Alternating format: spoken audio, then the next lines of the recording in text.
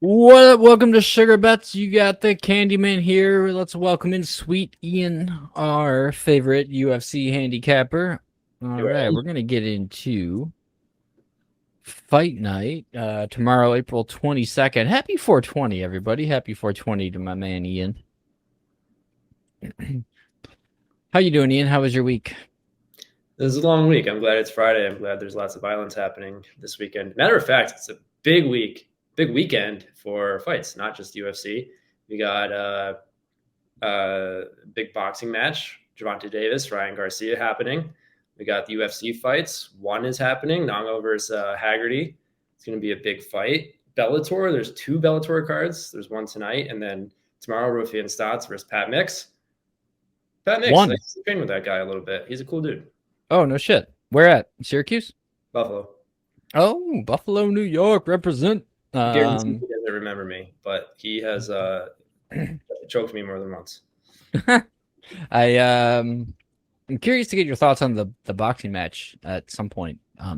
Very briefly, but Very briefly, I'll give it to you right now. I got a couple bucks on Ryan Garcia, but I think just because I like the line and he is capable of pulling off an upset, very good boxer, but I think Davis is the more complete guy. I think Davis probably wins. I just like the line on it, so I put a little bit on Garcia.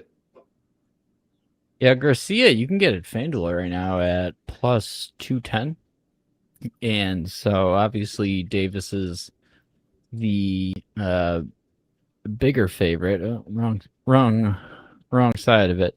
But if you can see this here, yeah, Garcia plus 210 at FanDuel. He's down to plus 190 at Caesar. So if you like it, I suggest taking that at FanDuel. I'll probably do that right after this. So let's close that out. Let's move on to the UFC night. Appreciate your thoughts on that. And so, yeah. I don't think real quick. I don't think the props are in yet, but if I could, I'd put a couple bucks on Mix by submission in that Bellator tomorrow night, just because I've seen the way he submits people. He locks that shit in. What was that name again? Pat Mix. Okay, Mix. Mix and Bellator tomorrow if you can find that by submission. It'd be a good fight. It'd be a really good fight. Part of that Grand Prix they're doing, so that'd be cool. Anyway, on to UFC. Yeah, right on. No, it's good to know that you've been choked out by that guy. I'll gladly bet on him choking someone else out. I'm probably one of hundreds. All right, so tonight, or I'm sorry, tomorrow night, pretty good fight night, I'd say, given just in between the in between the pay-per-views, I find UFC does a pretty good job of putting together some pretty solid fight nights. So, first up on the main card, we have Jeremiah Wells and Matthew Semelsberger. Relatively even, both have 11 wins in UFC. Wells has 2 losses to Semelsberger's 4. Got to correct you real quick on that. Please. That 11-2, the record they show is their professional MMA record, not their UFC record. Well, it is the week of 420, and I've been drinking. It's Friday. I apologize for my error. We'll never get that wrong again. Jeremiah Wells is 11-2-1 in total MMA. Semelsberger 11-4. Anyway, well, what do you think is going to happen in this fight? They're a similar style fighter. Looks like Wells has a bit of an advantage in strike accuracy, but Semelsberger has the takedown advantage accuracy. So, what do you think? Yeah, so it's actually pretty important to call that out. That's their MMA record, because Wells, I think, is only 2-0 in the UFC. I think he's only had 2 fights. So he's interesting to get pulled into the UFC at 36 years old, and I don't think Uncle Dana does that unless he can make some money off you. Not to say 36 is old, Mr. Candyman, but 36. Thank you. I am a ripe 36. The beer keeps the skin strong. So I like Wells. I have to slightly admit I did accidentally glance at some of the lines, and I think Wells is a little bit of a favorite on this one, which surprised me. Because even listed even here, actually. Oh, okay. Oh, well, it's right there. That's good to know. Well, it is 420. We're drinking a little bit. I don't quite know where ESPN pulls these from. They make it up. It's all made up. It is all fugazi after all. Um, Wells is not the smoothest operator on the feet. I think he's got two finishes in the UFC, one submission, one knockout. He can mix it up a little bit. Not the smoothest operator on the feet, but he finds ways to land punches that knock people out. Semelsberger, for his part, what I like about him is he is improving fight to fight. He's got some wins, got some losses, some key wins actually, some really impressive ones, and even some of his losses. He's shown, when he lost to Chaos Williams, the dude can knock anybody out. Chaos Williams to a decision with him, so he can take some heavy shots that Wells Well, can Wells, yeah. that Wells can land. So I think, if I were to lean one way, I'm leaning Semelsberger, just younger, bigger, more athletic guy. He's got good submission defense, good, he can take a shot. And the only thing he needs to do to win this fight, I think, is not stand and watch. He falls into that trap a little bit where he'll stand and watch things happen. So if his output is there, I think he might find his way getting a decision or maybe even a knockout win. Gotcha. Yeah. Great analysis.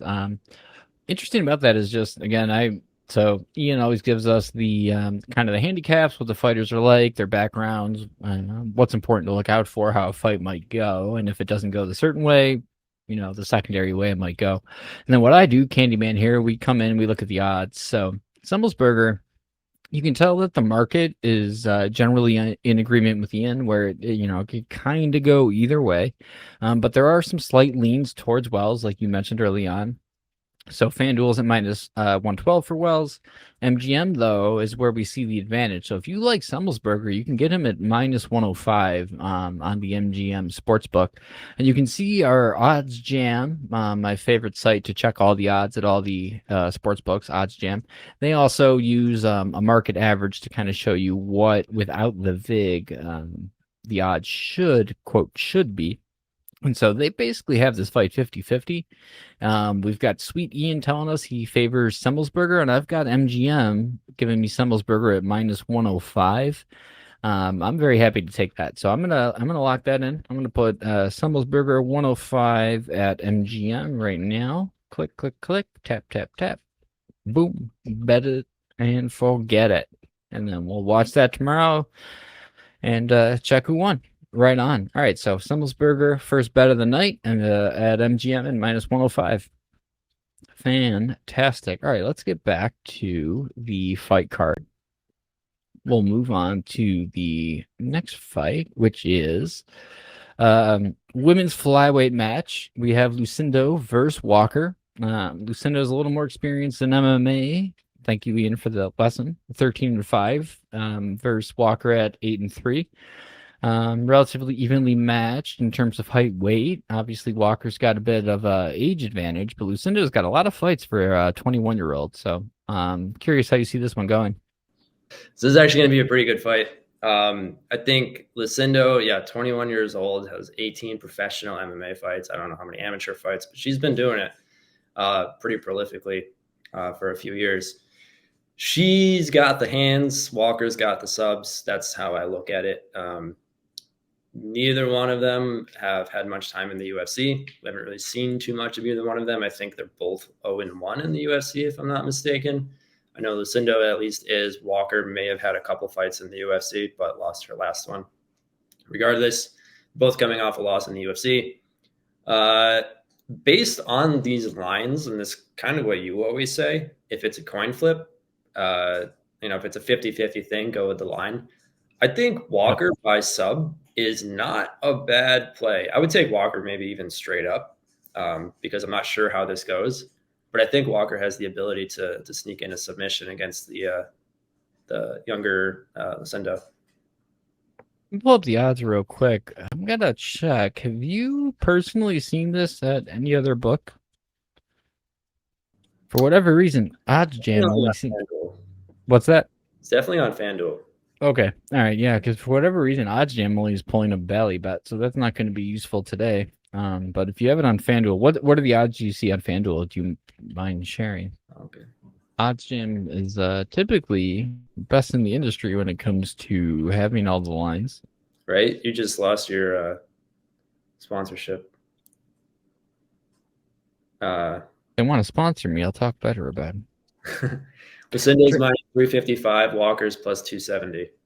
270. All right. You know what? On DraftKings, I pulled up. I got Walker 290, 295. So almost plus 300. They have Lucindo minus 360. So just kind of anecdotally, just based on Sweet Ian looking at FanDuel, myself looking at DraftKings, Odds Jam for whatever reason only seems to have a Bally bet, which I rarely make a bet at, and from what I can tell, DraftKings is probably the best at plus 295 for Brogan Walker. So if you can find Walker, whatever your favorite sports book is, I don't know what Caesars or MGM has her at, but yeah, we like Walker then plus 295 on DraftKings or plus 270 on FanDuel. Either way, sounds like the fight's going to be much closer than what the sports books have it at. Those are pretty much our favorite bets, sugar bets when it comes to UFC. If you can find underdogs at near anything over plus 150, there's a very good chance that if you've assuming you're good at this and right, and Sweet Ian is very good at this with UFC. So, and we've proven this out. You can find us on Pickit, Pikkit, the Pickit app. You can follow Sugar Bets and find our record. But anyway, so what I was saying was you could be pretty good if you can find underdogs that have better than like a 40% chance of victory at like plus 270 to plus 300. You'll be profitable simply by winning more than you lose. Your win-loss record will be under 500, but you'll be profitable, and that's really the key. So we're gonna lock Brogan Walker in on FanDuel plus 295. That's a pretty easy bet for me to make based on everything Ian just said. So thanks, Sweet Ian. I owe you a kiss. Ian is coming to visit me next week. Sure am. All right, next up, lightweight fight between Bobby Green and Jared Gordon. And again, very relatively evenly matched overall, similar style. Takedown accuracy looks right. Or takedown accuracy, I guess, slight favorite to Gordon, but Green's the relatively heavy favorite here. So, what do you think is going to happen? At first glance, I was surprised by this line. I didn't really understand why it was so wide, but the more I thought about it throughout the day, and since I saw this fight on this card, it kind of makes sense to me. Unless Green has aged overnight, which I mean he's been pretty active in recent months. Green, I think, is the faster guy. I think he's got better pop on his punches. He's got really good takedown defense. And he just wants to get in there and fight. Jared Gordon's kind of the same way. I mean, they both have been kind of up and down. Jared Gordon's coming off that really controversial loss to the decision loss to Patty, where a lot of people felt like that was kind of a robbery. Maybe it was. Not here to say what one way or the other. And that wasn't that. I remember that. Sorry to derail, but that was an interesting fight because yeah, that was mildly controversial. Yeah. So I have one question mark, but everything on paper for me as I think about this fight, I just feel like Green is the better fighter everywhere. I don't think Gordon's going to be able to get the takedown and hold him down. The one question mark that I do have is what did Jared Gordon learn from that Patty fight? Bobby Green's a stronger guy than Patty is by a lot more experience as well. But Jared Gordon, what he did, if the decision would have been unanimous for him if he did something with the takedowns that he was able to get. He took the guy down and then just didn't do anything. So I wonder if that's been part of the game plan to try to get Bobby Green down and then, advance position or try to get, dominant positions and ground and pound or whatever it is. I just wonder what he learned from that fight. But the hard part is that he has to get Bobby Green down. I think this fight probably is on the feet for most of it, and I think Bobby Green wins those exchanges. All right, yeah, that makes a lot of sense. And to be honest, unfortunately for us degenerate gamblers, the market mostly agrees with you. Where Bobby Green's a relatively heavy favorite, the best you can get is minus 265 at DraftKings, which honestly DraftKings tends to have the best lines I have found, at least recently.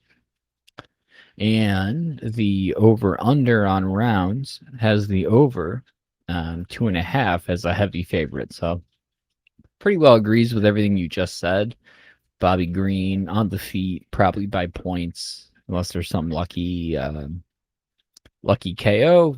Unlikely Jared Gordon gets a takedown followed by the subsequent sub, which would be necessary. So I don't know. This would be tough. If anything, I don't have it in front of me, but I would check, I guess, what Bobby Green by points are. And if you can get that at plus odds, could be worth it if you truly think that's exactly what's going to happen. But I'm probably going to avoid this fight just based on what you said. Looking at the odds, it all just kind of lines up too well.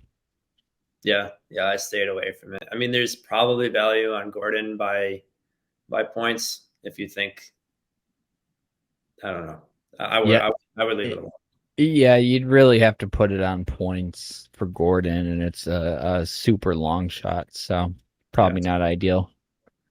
right.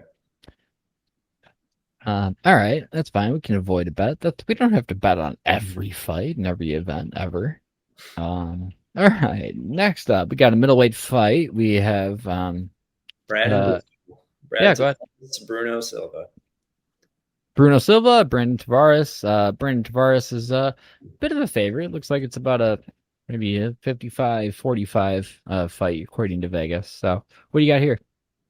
Yeah, I mean, look at the age, look at the records. Tavares has been in the UFC for a very long time, like over a decade. He was really surging years ago. So he's got a lot of experience in the UFC, a lot of ups and downs. He's looked good, he's looked bad. Um, Bruno Silva has looked really good and really bad in a much shorter amount of time. When he Mm. came in, he was kind of the guy that was supposed to be knocking everybody out. He's 22 and what is that, 22 and 8? I think 19 of those are finishes. They all might be by KO, if I'm not mistaken. So the guy's got cement hands, and Mm. he's the guy who touches people and knocks them out. Um, Recently, I think it was about a year ago now, he fought Alex Pereira, who you know who that is, the guy who also knocks people out with the touch of a finger. Um, when I my first impression watching that fight live was that Pereira was kind of playing with his food a little bit. Wanted to show that he can go 3 rounds against the striker, do a little bit of clinch work, do a little bit of wrestling and stuff like that. I ended up rewatching that, and I think it was a lot more competitive than my original impression. So Silva can hang with those guys. He can take shots. He can give shots right back. And then he goes in his last fight and gets absolutely dominated and looks like an idiot against Mearshart, Gerald Mearshart. And Right, right. that was like a huge letdown because I thought, everyone thought that he was the guy. And Tavares had a similar situation. He fought Dricus du Plessis. Duplessis. Yeah. I like Duplessis though. Yeah, he's awkward, but Yeah. Duplessis, like, he dropped Tavares, I think, 3 or 4 times in that fight. So Tavares is tough. Where I'm handicapping this fight the most is that both guys have shown inconsistency. I think I think Silva's fighting for his contract in this fight. Mm. I think he Interesting. needs to show that he's the guy that they brought in. And I think if he loses this fight, he might not be in the UFC much longer. I think they could say go win somewhere else and then we'll give you another shot or whatever it is. So I think this is kind of, on one hand, he's fighting for a contract. He has all the skills and abilities to do it.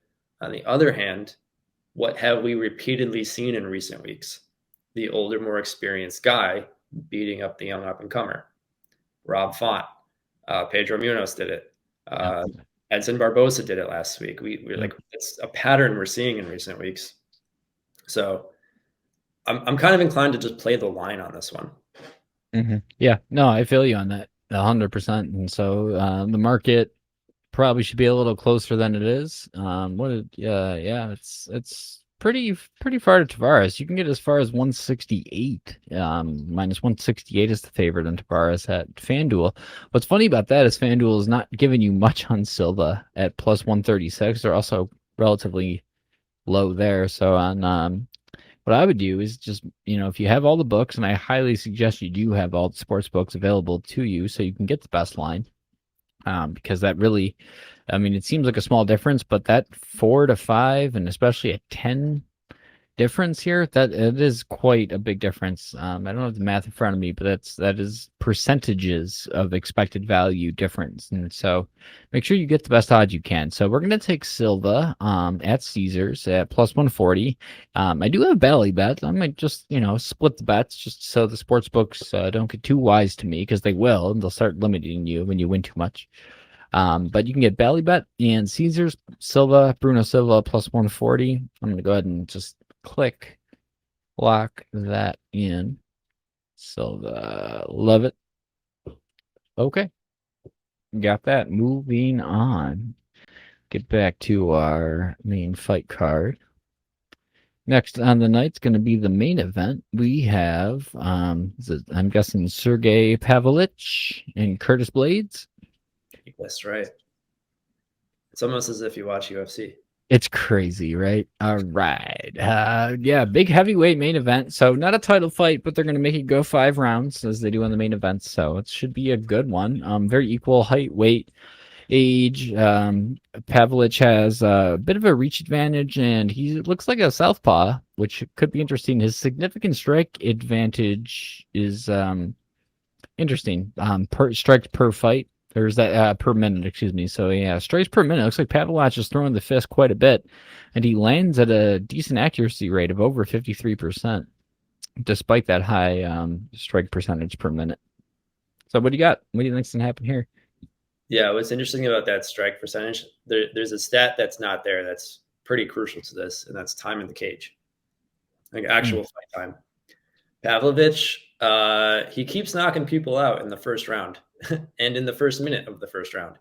So I don't think he can go beyond the second round in the UFC ever. I'm just looking back right now. Let me interject on one general point people make about advanced analytics, quote unquote, that they don't like. Oh, analytics doesn't know better. I know, I can watch with my eyes and know what's going to happen. It's true of any sport, football especially. People are like, I know what I saw, blah blah blah. I'm sorry. There is a term in math known as standard deviation, and Ian just referred to it. Indirectly, because he's mentioned, why would you have such a high significant strike per minute rate or number? Because you get a lot of strikes that land as knockouts in the first couple of minutes. So yeah, standard deviation. I just want to, as a data nerd, I just want to take a minute and flex on what math can do if you understand the math. Yeah, just wanted to flex on that. He hits a guy, folds him, and then hits him 10 more times, and the fight's over in 60 seconds. That's going to be a high significant strike per minute, isn't it? Yeah. I mean, look at his takedown accuracy and his takedown defense, and it's like zero. Zero. That's the story of this fight, kind of. Zero. Pavlovich clearly has absolute knockout power. He's a mammoth human being. Look at him. He is built like a truck. He knocks people out. That's what he does. We haven't seen him wrestle. Blaydes is a good wrestler. I'll get to Blaydes in a second. But Pavlovich is Russian, so we can assume he's got some wrestling acumen. He's fought wrestling guys. He's fought sambo guys. He's done a little bit of it. We just haven't seen it in the UFC.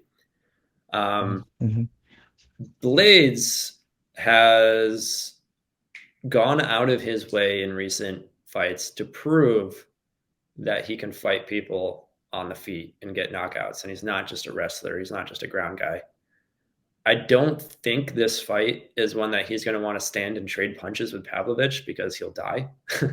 he's shown that he like, it's not that he can't take a punch, but power punchers give him a hard time. He got knocked out by Derek Lewis, Francis Ngannou. I don't know if he got knocked out by Ngannou twice. I think he did. But I remember when he got folded by Derek Lewis going in for a takedown, and Lewis threw that sneaky uppercut in there and just knocked him out cold. So Blaydes has shown that he has some problems with these like just power puncher guys. It sounds like I'm leaning towards Pavlovich. I'm not. Blaydes, he just mixes it up well. And I think what could happen is if he gets it out of the first round, if he gets Pavlovich down and holds him there at all and gets out of the first round, we don't know what Pavlovich looks like. And Blaydes is a monster when he's on top. He breaks people's skulls when he's on top of them. So I could kind of see this playing out like that. Blaydes gets a hold of Pavlovich, brings him down, and lays his ground and pound. And I think Blaydes has never fought for a title. It's confusing. Why? Because he's been here for a long time and he's winning fights. I think he's won 8 of his last 9. So you wouldn't be crazy to put KO money on Pavlovich, but I kind of feel like this is one of those ones that I just have to go with what makes sense. And Blaydes winning by mixing everything together makes sense to me. It makes sense. So the market has Blaydes not have. I mean, I don't know. It's relatively heavy. I wouldn't want to lay minus 158 just based on what you just said. It's where there's too much chance that Pavlovich gets that first round knockout for me to lay the minus even 158, and it's up to minus 170 as high at FanDuel. But something I find interesting could be the over 1.5 rounds, and you can get that at penny 138. I don't have penny in New York, unfortunately, but I can get plus 135 at DraftKings. Bet Rivers is already down to plus 118, and I find Bet Rivers, they're not the sharpest sports book, but they move faster than anyone I've ever seen. FanDuel is second to that, but I swear to God, Bet Rivers does not move faster. So when sharp bets and money gets moving, you usually find Bet Rivers moves down fast. They're down to plus 118, which is, I don't know. It's very interesting on that side because they're relatively market even on the under. So it's weird to see the guy who you're suggesting in is the reason why the over under should be minus 1.5. Being the underdog, but the under being the favorite. It feels like a mismatch to me. So my bet here would be over 1.5. You could probably do Curtis Blaydes in the second round, third round, or by points if you want to get frisky and just make some fun bets. But I don't know. Exactly what I did. I got Curtis in the second. I like the line. I put a little bit on him in the third as well, just to kind of spread that out. Yeah. FanDuel Blaydes by KO round 2 is 600. Round 3 is 1,300. And I said we don't know what Pavlovich looks like past the first round, so it could be that he just tires out in the second and third round. Blaydes has fought 5-round fights before. I was going to say, this will be a 5-round fight, and they have the over-under set at 1.5. It's really interesting to try to think about how they might fight. Like you said, if Pavlovich has never seen beyond the first round very often, and Blaydes might take that as a strategy and say, you know what, Pavlovich, go ahead and swing. I'm just going to avoid in the first round. Let's get it past 1 and see how you do. Yep. Right on. Do you have any thoughts? I guess that kind of wraps up our main card. Do you have any thoughts on any of the undercard fights, real quick? They're interesting undercard fights, but there's one that I kind of want to talk about, which if you want to pull it up, it's the Muhammad Usman fight. And for some reason, everyth's not loading for me, but yeah, let's pull up Junior Tafa Muhammad Usman. Muhammad Usman. Usman's a familiar last name. It's Kamaru Usman's brother. Fights at heavyweight. A tough winner. Junior Tafa is a guy that's coming from Glory Kickboxing. He's a really prolific kickboxer. I think he's 4-0 in MMA, so he's still kind of transitioning. Usman is a scary, scary guy. Like, if you look up a picture of this guy, he looks like if you made him mad, he would throw your car at your house. Like, he is just massive. And he could. He probably actually could. There's not much to be said about the fact that he's Kamaru Usman's brother, other than maybe he's got some wrestling ability that we've seen a little bit of here and there.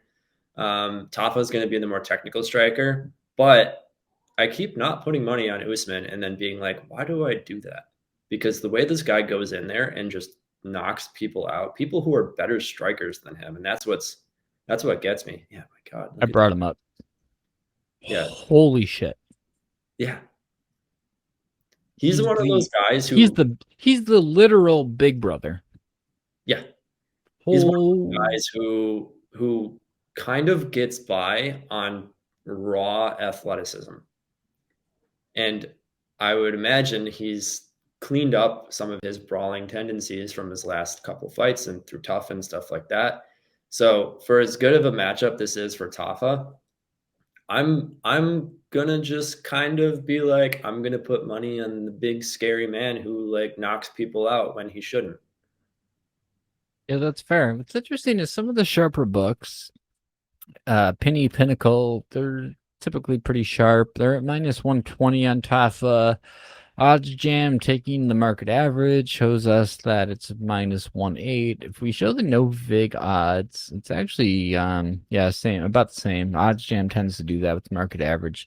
But like FanDuel has it pretty 50-50. You can see it's relatively 50-50 across the market, with a bit of a lean towards Tafa.